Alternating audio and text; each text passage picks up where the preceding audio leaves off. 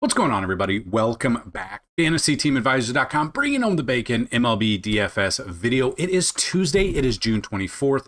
We are back with a full slate. If you're new to the channel, or if you came here yesterday for the first time, this is basically what we're going to do. You can already see, or maybe down below, we have chapters. So we're going to break it down. We're going to go game by game. We're going to look at pitchers, batters, batter splits, historical matchups. We're going to look at everything.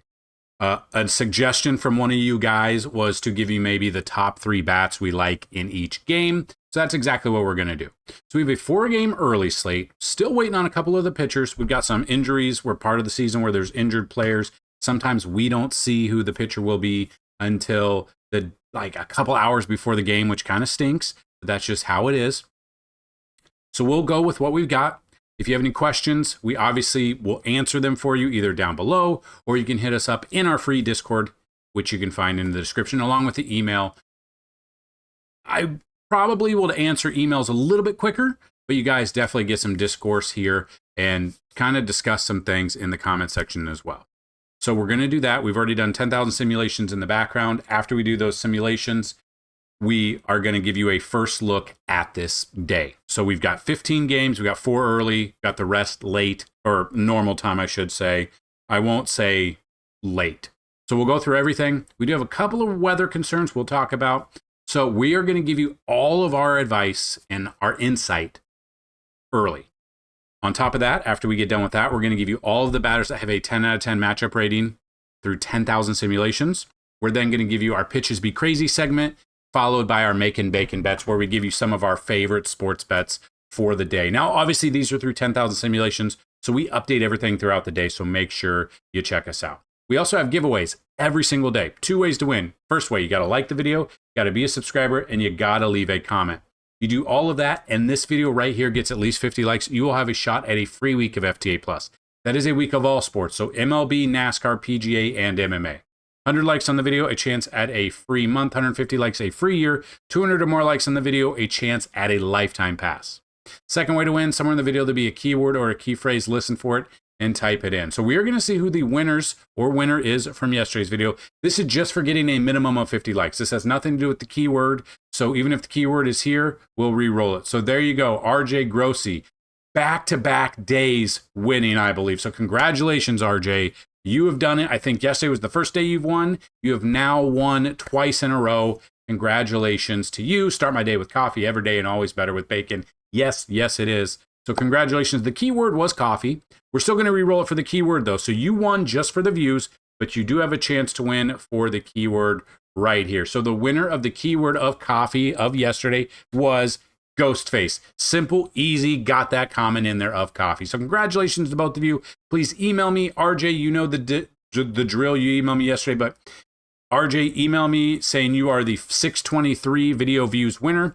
Ghostface, email me and say you are the 623 video or the keyword winner. Now, I don't know if you've ever won before, and I don't know if you have an account on the site, Ghost. So if you do not, if you do, let me know the username. If you do not, let me know username, email, and password, and we will get you set up for your free week. We are also still having our Father's Day special. So a yearly pass normally to FTA Plus is $199. If you email me, dfshelp1@gmail.com, saying you want the Father's Day special, we will give it to you for $75 while supplies last. So make sure you definitely do that. We're also going to use Outlier.bet. If you've never used them before, sign up. Use them, get a 7-day free trial to everything they offer with their pro package. After 7 days, if you use them with our link and you sign up for their normal package, show us proof and we're going to give you a free week of FTA Plus. If you go to their pro package, we're going to give you a free month of FTA Plus on top of it. And you're going to see exactly what we're talking about, the kind of things we're going to look at as well. So here's the website, FantasyTeamAdvisors.com. A ton to get through here for $10 for a week. That gets you all sports. MLB, NASCAR, PGA, and MMA, all for $10 a week or $75 for a full year, which will include the rest of this MLB season and basically the first half of next season, the entire NBA season. MLB or NBA is done. Obviously, we'll come back. The entire NFL season, PGA, and MMA. They don't really have seasons. It just seems like it just continues. So that being said, we do have 4 games early that we can kind of talk about. Texas, we don't know who the pitcher is. It's like I said, there's injuries. It's just part of what we see. So we get that. It's Texas pitcher versus Baltimore Orioles. Charlie Morton is there going for 78 plate appearances, 21.8K percentage, 230 batting average against Texas. It's really hard to kind of decipher the batters we're going to use, so we can't really cover this game much. But Charlie Morton for tournaments, he's been decent overall lately. I kind of would look at him a little bit. Again, it's hard to tell which batters we're going to go with, so we can't really break that game down. Next game, the Athletics at the Tigers. You got Luis Severino versus Skubal. Obviously, we got Skubal here. The crazy thing is, Skubal in his career, 46 plate appearances, a 395 batting average against them. So I'm curious, like if we dig in, what are we looking at? So Gio Urshela, 5 for 12, that's a 417. Brent Rooker, 6 for 14 with 2 home runs, that's a 429. You got Austin Wynns, 2 for 5, that's 400. You got Jacob Wilson, 1 for 2, that's 500. You got Lawrence Butler, 2 for 3, that's 667. That right there is going to skew those numbers there. Obviously, Skubal is a dominant pitcher. I would definitely look at him, especially since this is in Detroit and it is not actually in Sacramento in that terrible stadium. So that's definitely one that I would look at. If I'm taking bats in this one, like my top 3, I'm probably taking Glaber. I'm probably taking Riley Green. And I'm probably taking Spencer Torkelson for Detroit. If you were to go against Skubal and you want to go A's because you don't, you never know. I'm looking at Rooker, I'm looking at Soderstrom, and I'm probably looking at Lawrence Butler as well. You could always look at Nick Kurtz as well. It's just, cheaper option if you don't want to pay up for some of the other guys. So that's where I'm going with in that game there. The next game we've got is Blue Jays at the Guardians. You got Eric Lauer versus Logan Allen. Both battle of the lefties here. Eric Lauer, 13 plate appearances, 300 batting average. Then you've got Logan Allen, 51 plate appearances, 349. I'm probably not taking pitching in this one. Lauer, he's been an opener, then a long relief. We don't know how deep he's going to go into the game. They've tried stretching him out. Obviously, these teams can hit. We know that. Just kind of looking how these batters have done career-wise against Lauer. Lane Thomas, 3 for 6 with a double and a triple. That's it. That's the only person with a hit there. Obviously, you've got other guys on this team that can hit. Cleveland bats are pretty good. The ones I would look at, Jose Ramirez, obviously. He's probably my top 3 for Cleveland would be Jose Ramirez. Depending, Stephen Kwan is one. I don't care if it's a lefty on lefty matchup. And then I'm probably looking a little bit of Nolan Jones if he gets in there, cheaper outfield option. And then Blue Jays against Logan Allen. Like George Springer's 3 for 7 with 2 home runs. Vladdy's 3 for 9. Davis Schneider 3 for 5 with a double and a home run. Ernie Clement 2 for 5 with 2 doubles, and that is it. But if I'm looking at Toronto bats that I feel comfortable with, the ones that are hitting the ball very well, Vladdy, Addison Barger, and probably Bo Bichette is where I'd go with. I do like a 5-man stack, though, so add George Springer and Alejandro Kirk for a Blue Jay stack. I don't mind that whatsoever. I just do not trust enough in Logan Allen to feel comfortable using him, especially with a 4-game early slate.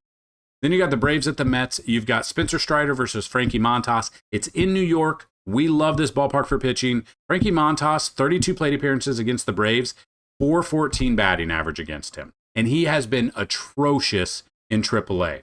I don't see how he has a good game here. I fully expect him to get absolutely rocked here.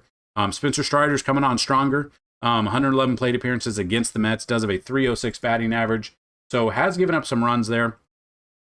So let's take a look at both of these pitchers, or the teams, how the teams have done against him in their career. So looking at Montas, Alex Verdugo 6 for 11 with 3 doubles, not much. Ozuna 1 for 5, Matt Olson 2 for 4, Sean Murphy 2 for 3, and then Austin Riley 1 for 2. That one hit was a home run. Okay, they really haven't done much, but he has looked so bad in AAA. I don't trust him whatsoever. Then you got Strider coming in. Brandon Nimmo is batting 474 against him, 9 for 19, 2 doubles, a triple, and 2 home runs. You got Lindor 6 for 18 with a triple. You got Pete Alonso 3 for 15 with a double and a triple. And then Jeff McNeil 3 for 16 with a double as well. Those are okay batting wise. But if we're looking at the kind of batters here, For instance, we'll say Strider struggles. Which Mets are we going to go with? I'm going to go with Pete Alonso. I'm going to go Juan Soto. And I'm probably going to go Brandon Nimmo here. You could also add in like a Brett Beatty, Francisco Lindor if you want a full stack. Then the Braves bats. I would look at, I love the Braves as a stack here. I don't trust Montas. I think he's going to get absolutely rocked. I'm looking at Matt Olson. I'm looking at Austin Riley. I'm looking at Drake Baldwin, Acuna, Ozuna, Verdugo. Like, I'm looking at I can't just pick 3 Braves here. I'm full all in, especially early slate. I'm all in on a Brave stack here. I don't think you need to overthink. I don't think you do. I'm not using Montas at all. I would use Strider a little bit just to get in there, but the Mets can hit. This is a pitcher's ballpark though, so you always got to take that into an account there. So that's the early slate done. Not a ton. I'm probably not going to be playing much of it. I might sports bet more than I'd actually play some DFS. So we are going to jump right into this first game, first slate here. Hopefully we'll have a little bit of fun with it. So we do look at this, and I just noticed earlier that they have changed, DraftKings has changed their stat provider, and it's not ideal. So you see Rodon, it pops up, and it's small on the screen. It's very compact now, kind of annoying. It's not as easy as, I don't enjoy it as much, but you can see it does show a trend where he's above the mean, right around it. Then we go stats. You can also look at that. There's always something to look at. I just don't enjoy how compact they've made it or what they've made it look into. I think the other portion was just better, and we were able to see, I liked it better. That's just me though. Because you could do season splits and you could go back and forth. So now it's a little bit different. But you can see when Rodon is away, he's got a 102 whip, 2.9 ERA. When he pitches at home, he's got a 3.25 ERA. Now this is in Great American Small Park. The ball flies out of there. And it's hot and humid there. It's got the best odds for home runs in this slate so far. So that's the problem. A little bit scared about that, but Rodon has been good in his career against the Reds, has 34 plate appearances, so not much. Barely have seen him. The only problem is this ballpark does scare me a little bit. And then Cincy, we don't know who the pitcher is yet, which is kind of wild. Usually you do. I don't know what's going on, but that's what we've got. So right now we can just go with what top 3 Yankees bats that I would look at.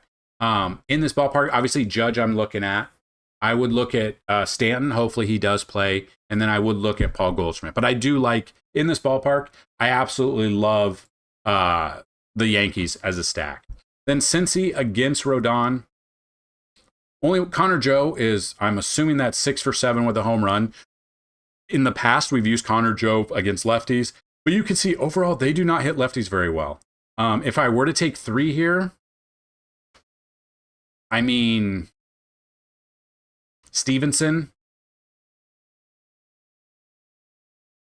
You could go Trevino because he used to be on the Yankees, so he might be, in tune of, what pitch Rodon wants to pitch. Like, I could see that, but obviously I don't know if he's even going to start. Jake Fraley, Espinal. Like, I don't love any Cincy bats right now. I know the ballpark is there. I think Rodon might be able to do what he needs to do here. I don't love that for Cincy. I would rather probably stick more towards the Yankees and Rodon over Cincy and whoever they're going to be pitching. We really don't know. So I guess it's a 3-game early slate because this Braves-Mets game is actually on this slate. So we've already covered that.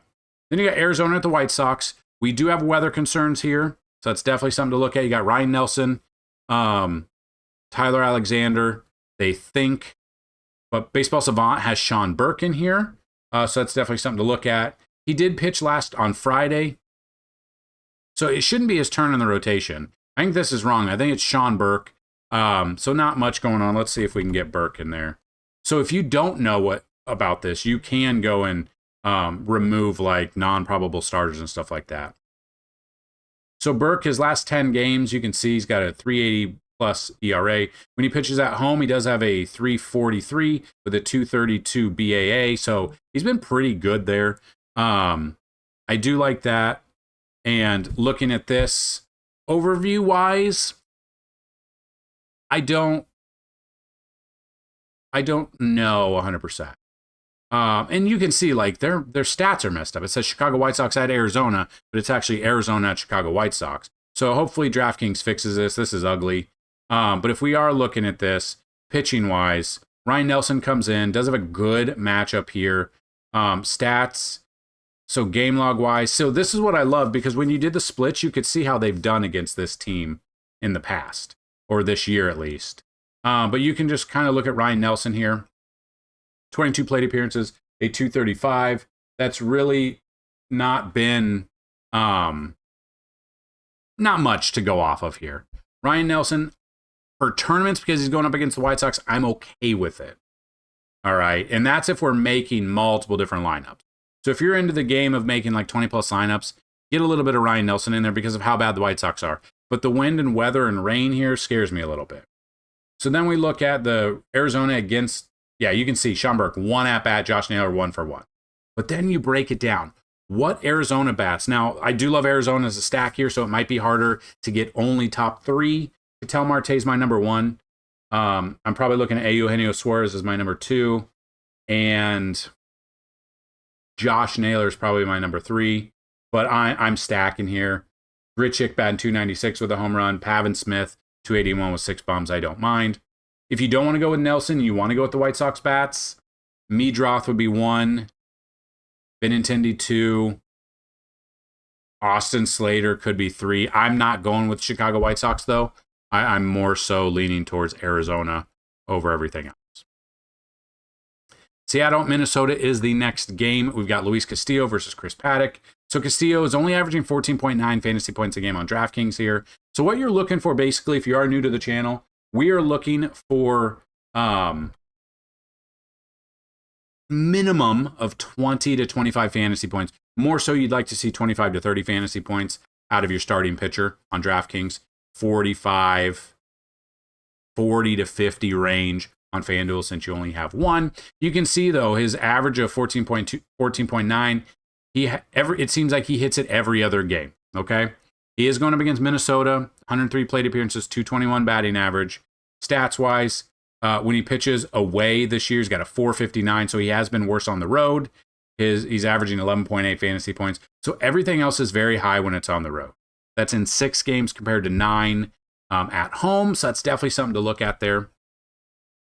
And then Chris Paddack comes in. 55 plate appearances in his career against Seattle, 30.9 K percentage, 216 batting average. He's got a very low fantasy point per game average here. He's hit it twice in his last 5.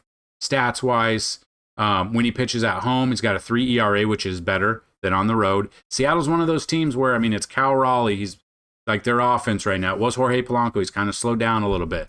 I don't know. I don't know if I'm going to use pitchers in this one. Like, I feel like we could go ahead and just kind of get this out there without pitching and just kind of focus on the bats on both sides. And again, it will really just depend on what we're looking for. So if we are taking Seattle bats against Paddack, like Garver has a home run, Raleigh has a home run, Crawford has a home run. Obviously, Raleigh's that big guy. We know, big dumper. Against righties this year, Raleigh's only batting 251, but does have 20 bombs. We've got him. So if I'm taking bats here, I'm in Seattle, top 3, I'm probably taking Raleigh, probably taking JP Crawford. You want a cheaper option, Raley or Solano could be cheaper options. I don't know if they'll both be in or either will be in, but those would be my top 3. And then Minnesota here against Castillo. No one has a home run, okay? So, but against righties, Ryan Jeffers batting 255 probably starts. I would use him. I would use Ty France as my number 2. I'm probably using Byron Buxton. I do like him better against lefties, and he does hit better against lefties, but I'm looking at him. But if you want to go a little bit further for a full Minnesota stack here, add Trevor Larnach in there. Probably add Cody Clemens, could be a cheap option that I don't think very many people will be jumping on for this game if you're stacking. So we'll move to the next game. We'll look at Tampa Bay at Kansas City. This is a pitcher's park. Weather should not be a factor, so we should be pretty good. You got Bradley versus Bubic. So Bubic is averaging 20.7. Stats-wise, his last 10. 61 innings, 48 hits, 15 earned runs, 61 strikeouts, got a 221 over his last 10. When he pitches at home, he does have a worse ERA, but it's only 268. And Tampa Bay overall, offensively, has not been as good this year as we had expected. But yeah, you can see there's one game where he didn't, minus 0.25. Other than that, see, I don't like that because you can't see who he faced. Like, I do not like the change that they did here. Very annoying. Very annoying, DK. And then Bradley comes in. Stats-wise, when he's away, he's got a better ERA. It's still 4, though. But again, they're playing in a minor league ballpark. The ball just absolutely flies off the bat there. And that's why the numbers are kind of skewed. Because the way the games have been going in that ballpark, the ball is just out of there in no time. So if we look at Tampa Bay bats against Bubic, Yandy Diaz is the only one that has a home run.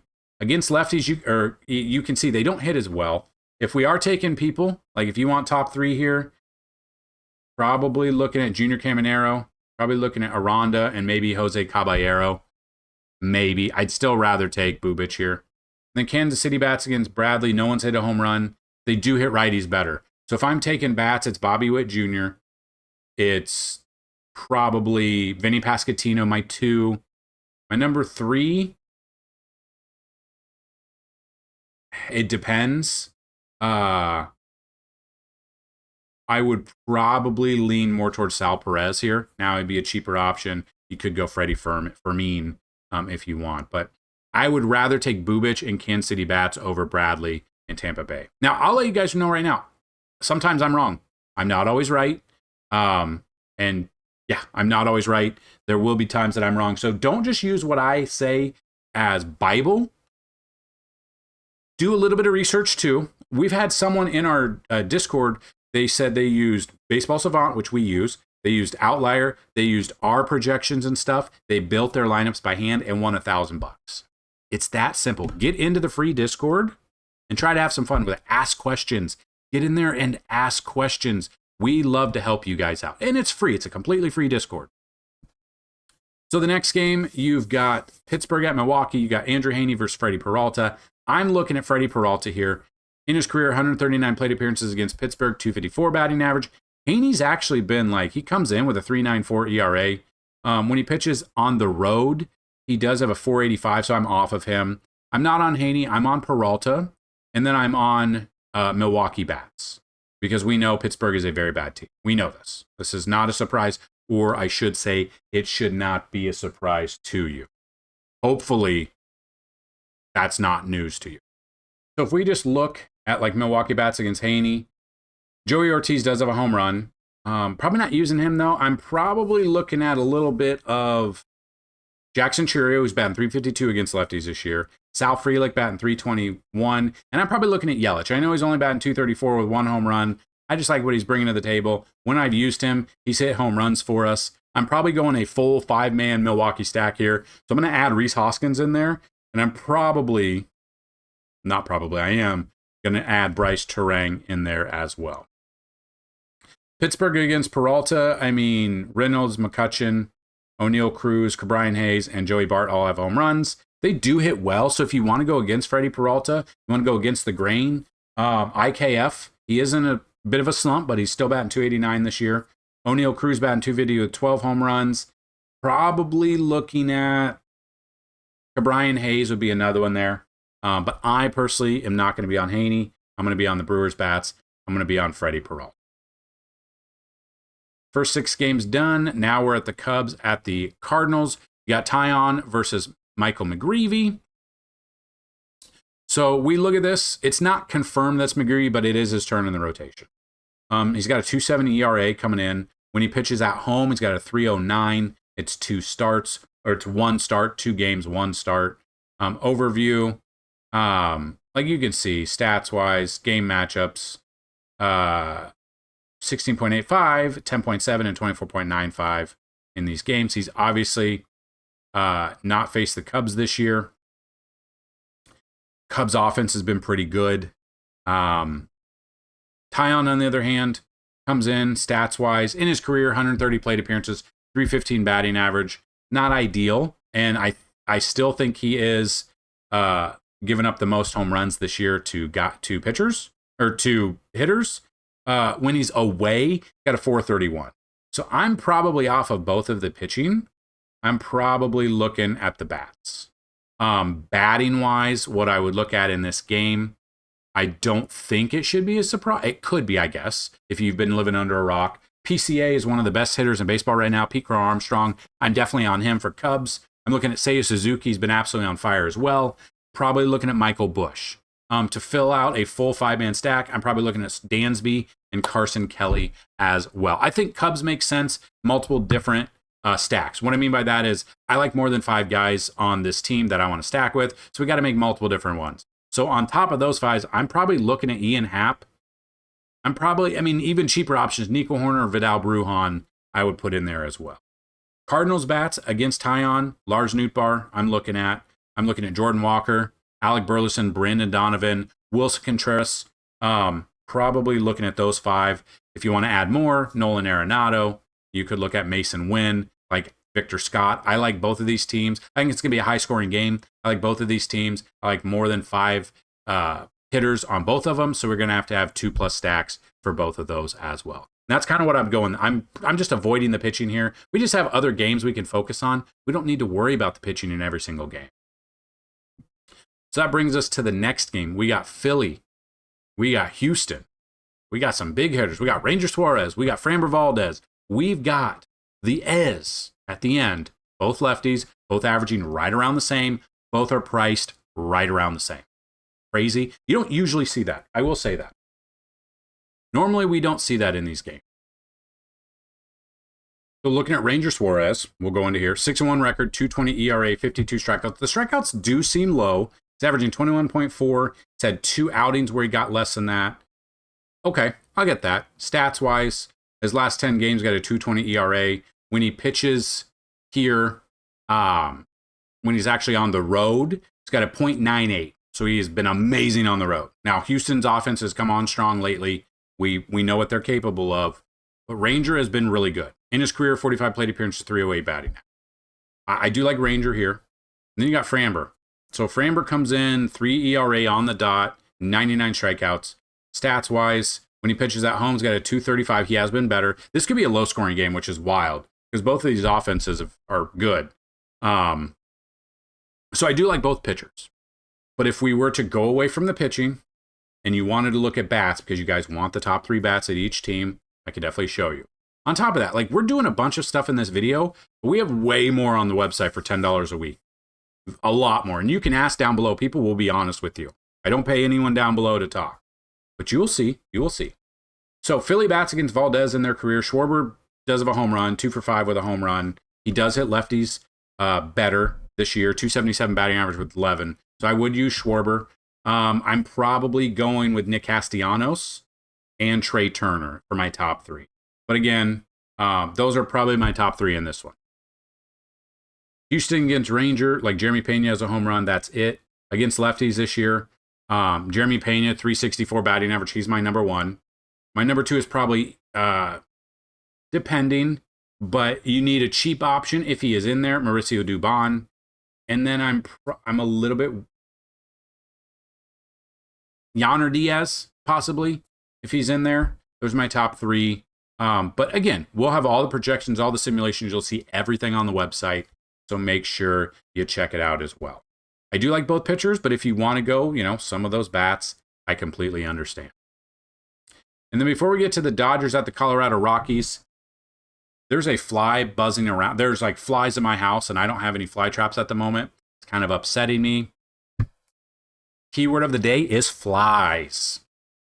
You can use that however you want. You can use it as the insect, or you can use it as the act of flying through the air. So the Dodgers at Colorado, it has not been confirmed that it's Justin Robleski for the Dodgers, but it is his turn on the rotation. He comes in right now, 5.18 ERA. Stats-wise, when he pitches away, he's got a 9.82 in 2 starts. I don't know if they're going to throw him out there in Colorado. I know the Rockies are bad. But if it is Robleski, I don't hate the idea of taking some Rockies bats. And then you got Marquez coming in, 6.11 ERA. His pitching at home is a 4.90 ERA compared to 6.90 on the road. So, he's okay there. I'm avoiding the pitching in that one. I am 100% going on the bats. Obviously, the Dodgers are going to be the number one stack here. They're going to be very expensive in Coors. But if you want to go Colorado because you want to get a little bit shifty and shisty, I guess we could say, Ryan McMahon, Hunter Goodman, Mickey Moniak. Those probably be my top three. You're going to go a full 5-man stack because I think you guys are crazy enough to do it. Jordan Beck would be my number 4. And I'm probably looking at Brenton Doyle as my number 5. And then if we go Dodgers bats here, Ohtani, obviously Ohtani, Freddie Freeman, Max Muncy. Those are my top 3. But you want a full 5-man stack, I completely get you there. Number 4 is Tommy Edman, and number 5 is probably Mookie Betts in this one. I'm avoiding the pitching. I'm going the bats. Obviously, the Dodgers are going to be the number 1 stack there, probably of the day. It'll be on our cheat sheet to see who the number 1 stack is. But the Rockies could be sneaky for you today. So then we get into the next game. We've got the Red Sox at the Angels. Garrett Crochet versus Tyler Anderson. The Angels strike out the second most out of any team. Colorado does strike out the first most. Crochet, 4 plate appearances. He's obviously a stud. There's a reason he is a stud. Stats-wise, when he pitches on the road, got a 225. His last 10 games, he currently has a 234. I just don't like the new layout here. But 220 ERA, 7.4 record, 125 strikeouts, 103 whip, 1.03 whip, and he's averaging 24.7. He's very expensive. He's 11K here, but he's got a great matchup against the Angels. And then you got Tyler Anderson. In his career, 53 plate appearances, a 286 batting average. So Anderson in this one, stats-wise, when he pitches at home, does have a 275 compared to a 620 plus on the road. So he has been better at home. The Red Sox do strike out the third most, over 9 times a game. Okay? I don't mind that. Honestly, I think both pitchers are great. I think Garrett Crochet is more of your cash option. I think he's both cash and tournament pick. I think Tyler Anderson is more of your tournament only pick here because the Red Sox do strike out a ton. We get that. But I mean, they also do give up some Red Sox sometimes will score up a ton of runs and sometimes they'll just strike out a ton. It's a really weird year to be a Red Sox fan, I would assume. I'm not one. I would assume it is. So Boston bats against Anderson. No one has a home run. But if I'm taking 3, I mean, Trevor Story would be my number 1. Rob Refsnyder would be my number 2. Cheap option, Narvaez would be my number 3. Okay? Those would probably be my top 3. If you want to substitute a couple of cheaper options, maybe an Abraham Toro or a Rami Gonzalez, if you don't want to pay up. I mean, you're not really paying up for a ton there. But yeah, I mean, those are all pretty cheap options. And then Angels bats against Crochet again. They've, Newman's 1 for 1, and that is it. Against lefties this year, they are actually hitting pretty well. So let's say Garrett Crochet has a bad game, and you want 3 of these guys. I'm taking Mike Trout. He's been pretty good since coming back off the IL. Taking Logan O'Hoppe as my number 2. I'm probably taking Travis d'Arnaud as my number 3. Now, we loved last year and the past few years with the Braves, d'Arnaud against the lefty. And this year is no exception. He's batting 259 against lefties compared to this 209. He's batting 50 points higher against lefties than he is overall on the year.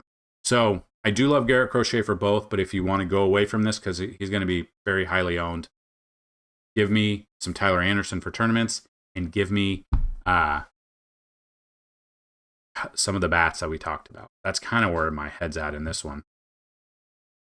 And then Washington at San Diego. This is a pitcher's ballpark. We know this. We've got Trevor Williams versus to be announced. It should be Burgett. It is his turn in the rotation. He did last pitch. Let's see the news. Last Thursday. This is his turn. We did use him in that start. No decision against the Dodgers. Like he, needed one more out to get it. He has pitched he's not started a game at home. That's the only thing. And he is going up against Washington, who's been pretty good. I'm probably not using him. If it is him, in fact, I'm not using him. And then we have stacked against Trevor Williams pretty much all year. He's got a 5.54 ERA. The value here, he's not hitting his 9.2 fantasy points per game. He had the 19.7. Great. When he pitches on the road, he's got a 5.04 ERA, so it is better, but it's still 5+.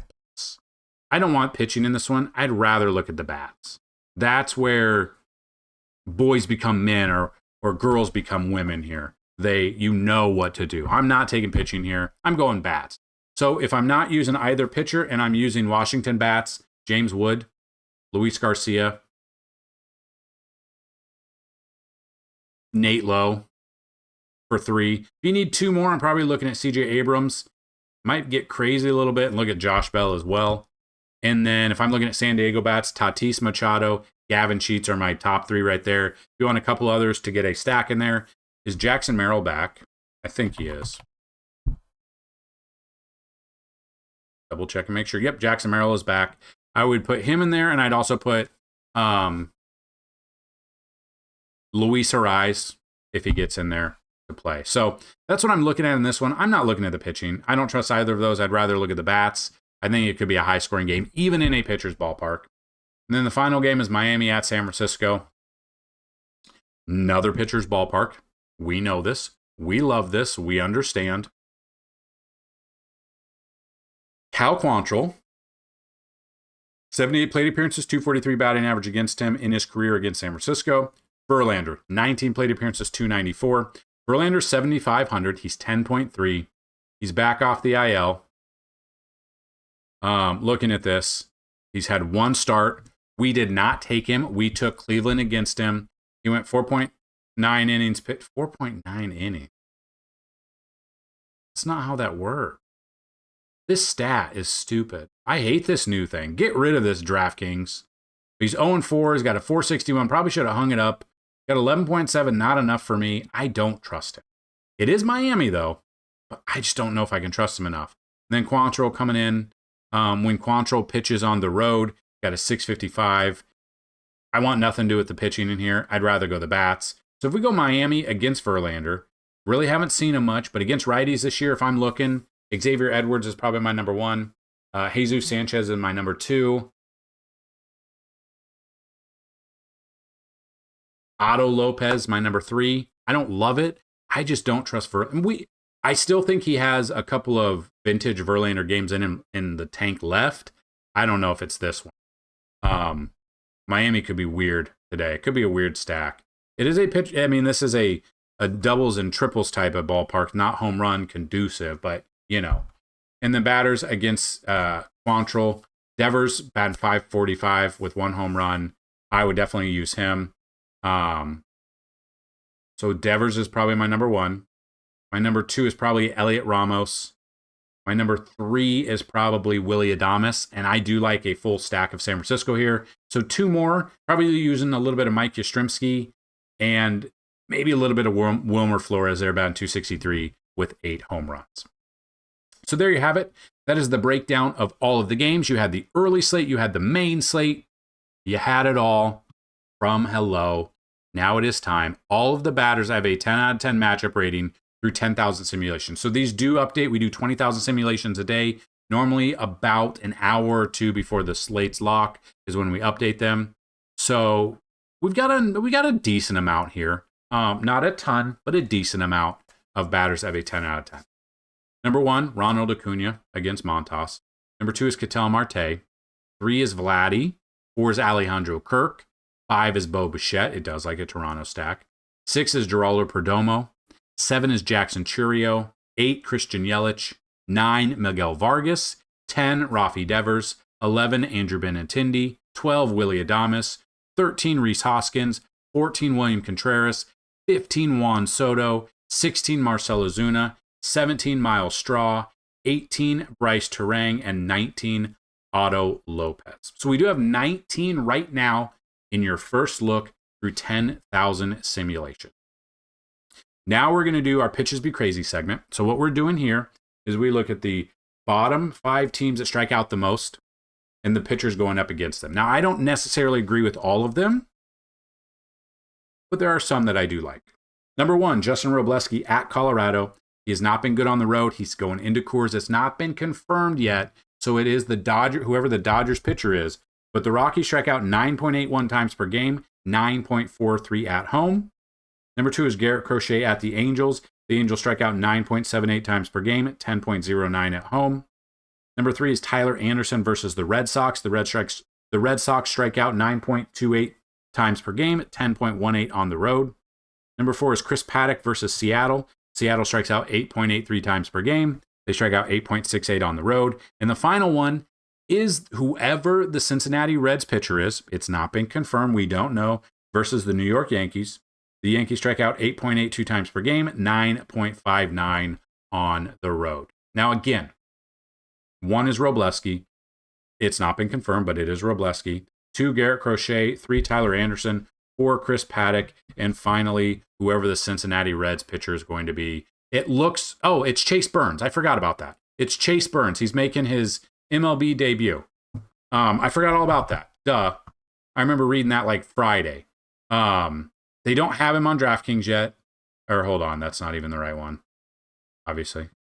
They don't have him on DraftKings yet. So he doing really well in this ballpark. That's a little bit iffy for me. So Chase Burns versus the Yankees. A plus side is if he does he should become available here. Could be a cheap option. It just really will depend. You would think when DraftKings puts him on here, they're not going to. You would think they're not going to price him up because he's at home, which is a hitter's ballpark, against the Yankees, which is one of the top teams this year. So we'll definitely see. He could be a cheap option just because the Yankees have never seen him before. They don't have much tape on him from the minor leagues. I think he was drafted last year, so there's not a ton on him. But it's a pretty steep matchup to go against. So Chase Burns, for tournaments, if he's cheap enough, I don't mind him whatsoever. So there you go. Those are the pitches be crazy. We are now going to give you these. So we call this Makin Bacon, the Makin Bacon bets. We're going to look at players we think could get 2+ bases. Now, I'm saying don't parlay all of them together. You could. I wouldn't, but you could. So if we look at this, the Yankees Reds expected to produce 28+ total bases. As of right now, that is the most amount of bases. And the number 1 batter right now is Aaron Judge, 53% chance for 2+ bases. So I've got Aaron Judge number 1 for 2+ bases. Vladdy number 2. Bo Bichette number 3. Number 4 is Bobby Witt Jr. Number 5 is Jackson Chourio. 6 is Ketel Marte. 7 is Christian Yelich. 8, Rafi Devers. And 9, I've got George Springer against Logan Allen. Now, you can parlay some of those together. I wouldn't parlay all of them. But we've got 9 that I feel pretty good about. And that is through the first 10,000 sims. We will see more. It'll jump up. It'll be part of the MLB tab. And then down here at prop bets. Just kind of want to show you. Sunday, we went 6 for 6, I think. Let me see real quick. 6 for 6. I need to see what Gusto did. Mine went 7 for 7. I forgot to update that. I have not updated the ones from Monday night either. So we've got a ton there. Definitely check it out if you guys are into sports betting. It's part of the package. It's part of $10 for the week. You get a ton, I will tell you. Prices may be going up when the NFL season gets in. But if you lock yourselves in at the $29.99 a month, it's a recurring. If you lock it in before the NFL season, it'll stay $29.99. But once it changes and then you get into it, it'll be whatever the price is. So, that being said, we're looking at pitchers for strikeouts today. Garrett Crochet for 8+ strikeouts, I don't mind that whatsoever. Tariq Skubal for 7+, I like that. Spencer Strider for 6+, I like that. Rodon for 6+ against the Reds, I like that. And number 5 is Freddie Peralta. If you can find a line for 5 to 6+ strikeouts there, I don't mind that line either. So that's what we've got. That's a little bit look. If you saw our Monday video, you can see we did the top 5s at each position and then top 10 outfielder. This is more of what people like, breaking down the games, looking at the batters, pitchers, historical matchups, BVPs, and our top 3 batters at each position. So if you enjoyed the video, smash the like button. Do not forget to subscribe. Make sure you watch all of our videos. I even do stupid shorts as well. So if you want to go check out that stuff, I will link all of that. All of that, we've got playlists for you.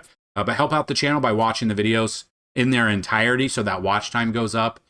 That definitely helps us out more than you guys understand. If you want to send tips or donations, you can do that as well. You can also sign up for FTA Plus. All of that helps us out. So let's have a fantastic Tuesday wherever you're at, whether or not you're playing MLB DFS or sports betting. Have a great day. Good luck. And as always, you guys know what to do. Bring home some bacon. Peace.